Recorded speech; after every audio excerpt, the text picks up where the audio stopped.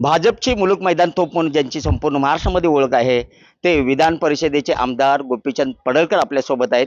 त्यांनी संपूर्ण महाराष्ट्रामध्ये आणि सांगली जिल्ह्यामध्ये कालच 25 शाखांचं उद्घाटन केलेलं आहे. आपल्यासोबत आहेत. मला सांगा भाऊ, कशा पद्धतीची संघटना आहे, संघटनेचं नाव आणि संघटना काढावीशी का वाटले? मी गेले 10-12 वर्ष महाराष्ट्रभर सामाजिक राजकीय चळवळीमध्ये संपर्कात आहे. महाराष्ट्रभर माझे दौरे होत राहतात. तर अनेक युवकांचं म्हणणं असं होतं की आपल्याला एक संघटन राजकीय काढा की ज्या संघटनेच्या माध्यमातून आम्हाला काम करता येईल, अनेक युवकांना या संघटनेसोबत जोडता येईल. आणि म्हणून त्या सगळ्या युवकांच्या मागणीनुसार हिंदुस्थान शिव मल्हार क्रांती सेना ही मी दसरा मेळाव्यामध्ये घोषित केली होती. आणि त्याचं काल सांगली जिल्ह्यामध्ये पलूस तालुका, तासगाव तालुक्यातली काही गावं आणि मिरज तालुक्यातलं एक गाव असं 25 शाखांचं ओपनिंग काल आम्ही केलेलं आहे. खूप चांगला उत्स्फूर्त प्रतिसाद युवकांचा आम्हाला मिळतोय. ऋषी टकले यांची काल जिल्हाध्यक्ष सांगली म्हणून आम्ही काल निवड केलेली आहे. संघटना काढण्याचं कारण एकच आहे की गावगाड्यातला जो उपेक्षित, वंचित, पीडित, प्रतारित, अपमानित युवक आहे त्या सगळ्या युवकांना एकत्रित करायचं, सगळ्या समाजाच्या युवकांना एकत्रित करायचं, प्रस्थापितांच्या विरोधामध्ये संघर्ष उभा करायचा आणि विस्थापितांना त्यांना मानाचं सिंहासन मिळवून द्यायचं. यासाठी संघटनेचं आम्ही स्थापना केलेली आहे. आणि त्या माध्यमातून राज्यभर हजारो शाखा येत्या काही महिन्यामध्ये तुम्हाला निर्माण झालेल्या तुम्हाला दिसतील. तुमचं मत बरोबर आहे, पण तुम्ही भाजपचे आता सध्या आमदार आहात. मग तुम्हाला वेगळी अशी संघटना काढावीशी का वाटली? दुसरी गोष्ट, आता ज्या राजकीय घडामोडी घडायला गेलेत महाराष्ट्रामध्ये, एकनाथ शिंदे मुख्यमंत्री झाले, त्यानंतर आता अजितदादा पण उपमुख्यमंत्री झाले, त्यामुळं काय मनात भावना निर्माण झाल्या आहेत किंवा काय वाटतं तुम्हाला या संदर्भात? हे बघा, मी जरी भारतीय जनता पार्टीचा सदस्य असलो, भारतीय जनता पार्टीचा विधान परिषदेचा सदस्य असलो, तर आम्ही हे अराजकीय संघटन निर्माण केलेलं आहे. कुठल्याही पक्षात काम करणारा कार्यकर्ता आमच्या संघटनेचा पदाधिकारी होऊ शकतो. कोणत्याही संघटनेमध्ये विचारधारेचा असणारा कार्यकर्ता आमच्या संघटनेचं काम करू शकतो. आणि त्यामुळं मी भारतीय जनता पार्टीचा सदस्य आहे, आज उद्याही असेल, परंतु अराजकीय संघटन असायला निर्माण करायला काहीच अडचण नाही आहे. आता छगन भुजबळ साहेब राष्ट्रवादी काँग्रेसमध्ये काम करते, त्यांची समता परिषद आहे, असे अनेक संघटना वेगवेगळ्या नेतृत्वात सुरू आहेत. संघटन काढण्याचा एकमेव हेतू असा आहे की अनेक मुलं भेटतात, आम्हाला काम करायचं आहे, पण काम करायला प्लॅटफॉर्म मिळत नाही किंवा इतक्या मोठ्या प्रमाणात सगळ्या कार्यकर्त्यांना आम्ही एकाच वेळेस पदाधिकारी नेमू शकत नाही किंवा त्यांचं म्हणणं ऐकू शकत नाही. आता ही आम्ही एका माळेमध्ये सगळ्या युवकांना आणण्याचा प्रयत्न केलेला आहे, एकमेकांना जोडण्याचा प्रयत्न केलेला आहे. आणि त्यामुळं हा आमचा जो प्रयोग आहे तो निश्चितपणे महाराष्ट्रात यशस्वी होईल. हजारो शाखा, मी तुम्हाला सांगतोय, नुसतं तुमच्या समोर बोलायचा विषय म्हणून नाही, काल तुम्ही बघितलं 25 शाखा एकाच दिवशी निर्माण केल्या. आज जवळपास राज्यातल्या अनेक जिल्ह्यातून आणि तालुक्यातून आम्हाला संपर्क येतोय की आम्हाला संघटनेचं काम करायचं आहे, आम्हाला शाखा ओपनिंग करायचं आहे, आम्हाला जिल्ह्याला काम करायचं आहे, आम्हाला तालुक्याला काम करायचं आहे, काही कार्यकर्ते आम्हाला राज्याला काम करायचं आहे. तर या सगळ्यांची व्यवस्थितपणे बांधणी आम्ही येत्या महिन्याभरामध्ये व्यवस्थित याला आम्ही स्वरूप देऊ. आणि चांगलं संघटन की एक मजबूत संघटन असेल आणि गावातल्या सगळ्या प्रश्नाला वाचा फोडेल.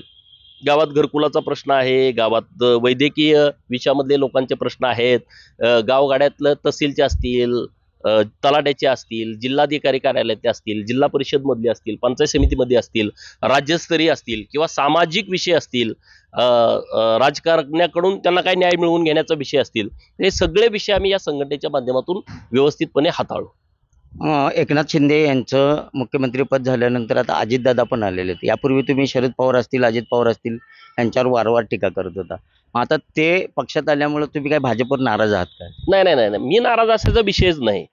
मुळामध्ये 2019ची निवडणूक हे भारतीय जनता पार्टी, शिवसेना आणि महायुतीच्या माध्यमातून लढली गेली होती. मी स्वतः बारामतीमध्ये विधानसभेची निवडणूक लढवली आणि माझा मूळ मतदारसंघ खानापूर विधानसभा मतदारसंघ होता. आमच्या कार्यकर्त्यांनी शिवसेनेच्या उमेदवाराला मतदान दिलं, शिवसेनेच्या कार्यकर्त्यांनी भारतीय जनता पार्टीच्या उमेदवाराला मतदान दिलं. माननीय देवेंद्रजी फडणवीस मुख्यमंत्री होणार हे घोषित होतं.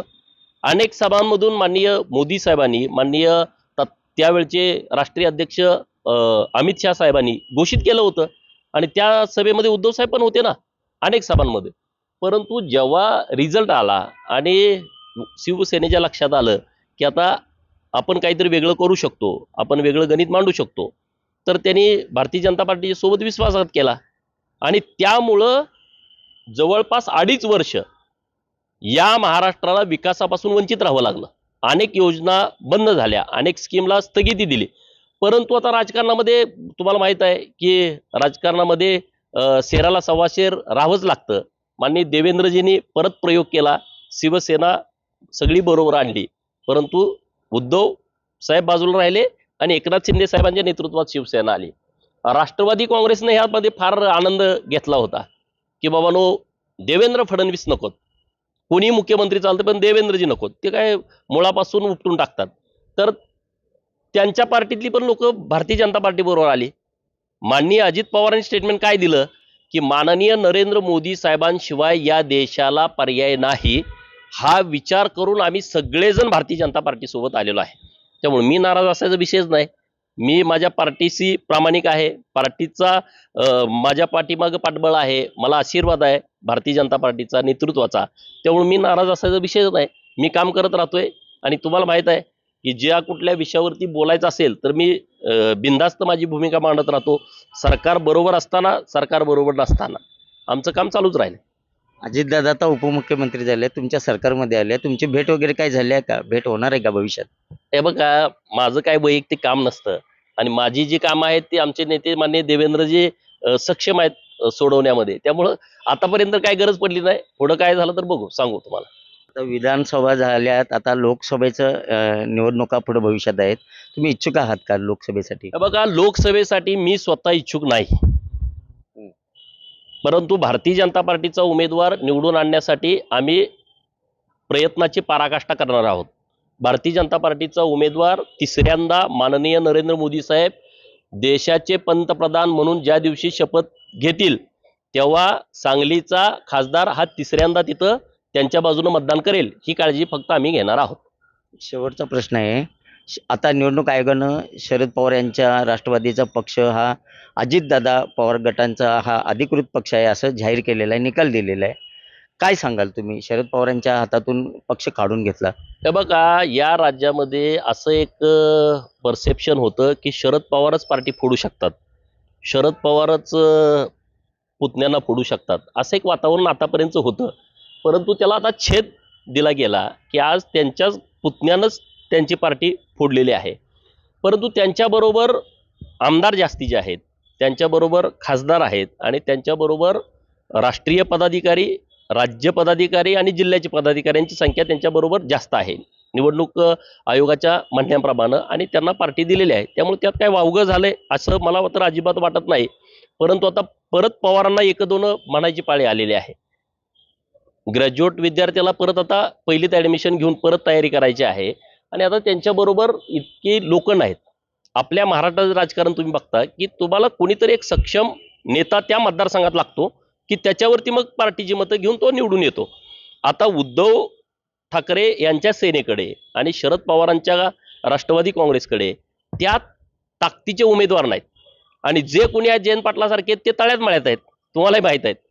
आज आपल्या इथं चर्चा काय आहे जिल्ह्यामध्ये, ते एकतर भाजपसोबत जातील किंवा राष्ट्रवादीसोबत अजित पवारांच्या सोबत जातील अशी चर्चा आहे ना. त्यामुळं जी काही लोक त्यांच्याबरोबर आहेत ती पण लोक त्यांच्याबरोबर राहतील अशी परिस्थिती नाही आहे. त्यामुळं त्यांची आता पूर्णपणे वाताहत झालेली आहे. अनेक लोकांना दगा दिला, आता त्यांनाच त्याचा फटका बसतोय. मात्र सुप्रियाताई सुळेंनी सांगितले की वडिलांना घरातनं बाहेर काढल्यासारखा प्रकार अजितदादांनी केलाय. कसं बघताय याकडं? तर बघा, असा काही विषय नाही, हे राजकारणामध्ये होत राहतं. राजकारणामध्ये ही परिस्थिती काय, हे काय पहिल्यांदा घडते का? असं एखादी पार्टी पहिल्यांदाच फुटते असा प्रसंग नाही आहे. परंतु आता भावनिक स्टेटमेंट करून तुम्हाला राज्यामध्ये सत्ता आणण्यासारखी परिस्थिती महाराष्ट्रामध्ये नाही. आता सुप्रिया ताईंनाच आता बारामती लोकसभा मतदारसंघातून निवडून येणं अशक्य आहे, कारण भारतीय जनता पार्टी मागच्या 2-2.5 वर्षांपासून तयारी करते. भारतीय जनता पार्टी निवडणूक आल्यानंतर जागी होत नाही. भारतीय जनता पार्टीनं लोकप्रवास योजना राबवली, तुम्हाला माहिती आहे. आपल्या प्रत्येक लोकसभा मतदारसंघामध्ये आपल्या राज्यातले जे 14 लोकसभा मतदारसंघ होते की ज्या लोकसभा मतदारसंघामध्ये आम्ही निवडणूक लढवली नाही किंवा आम्ही निवडणूक लढवली, आम्ही पराभूत झालो किंवा आमच्या सहकारी मित्रांनी तिथं पक्षांनी निवडणूक लढवली, अशा मतदारसंघामध्ये लोकसभा प्रवास योजना आम्ही राबवली. बारामती लोकसभेमध्ये अजित पवार भारतीय जनता पार्टीच्या सोबत येण्यापूर्वीच असं वातावरण तयार झालं होतं की तिथं भारतीय जनता पार्टीनं कुणालाही उमेदवारी दिली तरी भारतीय जनता पार्टी निवडून येणार. आता तर अजित पवारांचा गट भारतीय जनता पार्टी सोबत आहे, राष्ट्रवादी काँग्रेस पार्टी सोबत आहे. तर आता त्यांना तिथं लोकसभा बारामतीच काढणं मुश्किल होईल. बाकीच्या ठिकाणचे तर विषय सोडून द्या, त्यांना उमेदवार आता तुम्ही बघताय. आता सांगलीमध्ये कुणाला उमेदवारी द्यायची महाविकास आघाडीनं? आज त्यांच्यात सगळे अजून चाचपणी सुरू आहे. त्यांच्याकडे काय इच्छुक आहेत ते पण इकडे भारतीय जनता पार्टी येऊन तिकीट मागतायत. नाव मी सांगत नाहीत, पण ती सगळे भारतीय जनता पार्टीच्या संपर्कात आहेत. त्यामुळं अशीच परिस्थिती संपूर्ण राज्यामध्ये राष्ट्रवादी काँग्रेसची आहे, उद्धव ठाकरे सेनेची आहे. 50 वर्ष झालं महाराष्ट्राच्या राजकारणामध्ये शरद पवार काम करतायत आणि त्यांच्यासोबत त्यांच्या पुतण्यानं असा प्रकार घडणं हा योग्य आहे का? तुम्हाला काय वाटतं? हे बघा, राजकारणामध्ये ह्या सगळ्या गोष्टी घडत राहतात. ही वेळ का आली याचं त्यांनाच माहीत ना आता काय नेमकं घडलंय. ही वेळ तुमच्यावरती का आली? 50 वर्ष तुम्ही महाराष्ट्रामध्ये राजकारण केलं, पण त्या पद्धतीनं तुम्ही यशस्वी झाला नाही ना. तुम्ही पार्टी काढली महाराष्ट्रामध्ये 1999ला, तुमचा मुख्यमंत्री झाला नाही. तुम्हाला 100च्या वर संख्या तुमच्या बाजून आली नाही. अरे नवीन पार्ट्या किती आल्या? ममता बॅनर्जी स्वतःच्या जीवावरती झाली, जयललिता झाली, समाजवादी पार्टीचं सरकार त्यांच्या स्वतःच्या जीवावरती आलं, नितीश कुमार अनेक वेळा मुख्यमंत्री झाले. इकडं अरविंद केजरीवाल काल परवा पार्टी आलेली 2-3 वेळा मुख्यमंत्री झाले. पवारांना ते जमलं नाही. परंतु महाराष्ट्रामध्ये पवारांचं उदो खूप झालं. लोकांनी उदो खूप केलं. पवार असे आहेत, पवार तसे आहेत, पवार मोठे आहेत. आता जाऊ दे, आता ते फार अडचणीत आहेत. माझ्यासारख्या कार्यकर्त्यांनी त्या विषयावरती बोलू नये. परंतु ज्या पद्धतीनं त्यांना यश महाराष्ट्राच्या राजकारणात येणं अपेक्षित होतं ते मागं आलं नाही. आता तर कसं येईल सांगा? आता तर त्यांच्याबरोबर सगळी लोक आता इकडं आलेले आहेत आणि त्यामुळं ती परिस्थिती आता राहिलेली नाही. 50 वर्ष तुम्ही राजकारण करून सुद्धा तुमच्या हातामध्ये काही शेवटी लागलं नाही. मगाशी तुम्ही बोलताना उल्लेख केला की जे पेराल ते उगवाल. काय आहे नेमकं? अहो तुम्ही आता वसंतदादाचं घर फोडलं. आपण सांगली जिल्ह्यामध्ये राहतो. वसंतदादासारखा एकदम सरळ मार्गी माणूस, त्यांना सत्तेतनं बाजूला करून हे सत्तेमध्ये गेले. अनेक महाराष्ट्रामधली घराणी फोडण्यामध्ये ते यशस्वी झाले. गोपीनाथराव मुंडे साहेबांच्या बाबतीमध्ये काय घडलं तुम्ही बघितलं. 2013ला मुंडे साहेब आपल्या महानगरपालिकेच्या प्रचाराला आले होते आणि तुम्ही सगळे पत्रकार तिथं होता आणि तुम्ही सगळे प्रश्न विचारायला होता इथं ग्रेट मराठा हॉटेलला. आणि मुंडे साहेबांच्या सोबत त्यांच्या गाडीमध्ये चंद्रकांत दादा, मी आणि गौतम भैया पवार होते. तुमची प्रेस झाल्यानंतर आम्ही मिरजच्या कार्यक्रमाला निघालो तेव्हा मुंडे साहेब म्हटले, मला महाराष्ट्रातल्या कुठल्याही प्रश्न पत्रकारांनी विचारला, मला काहीच वाटत नाही. देशातला कुठलाही प्रश्न विचारला तर मी बेधडक उत्तर देऊ शकतो.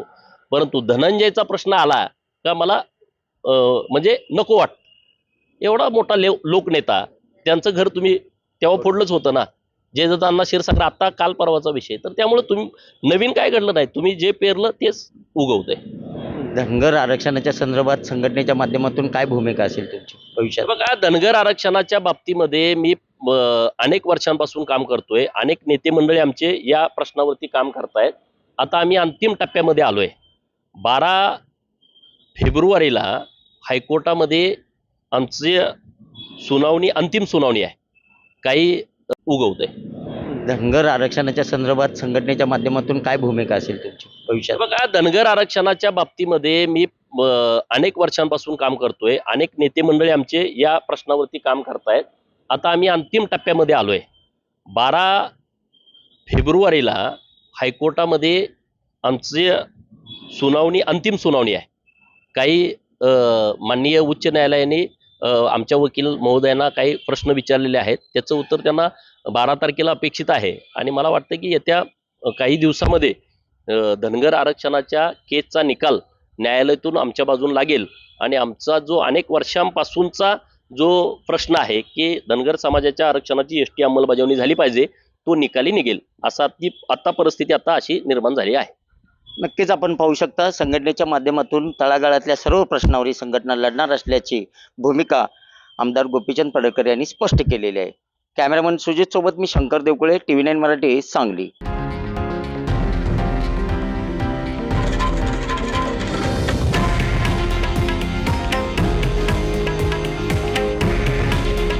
हे आहे देशातील नंबर 1 न्यूज नेटवर्क आणि आपण पाहत आहात TV9 मराठी.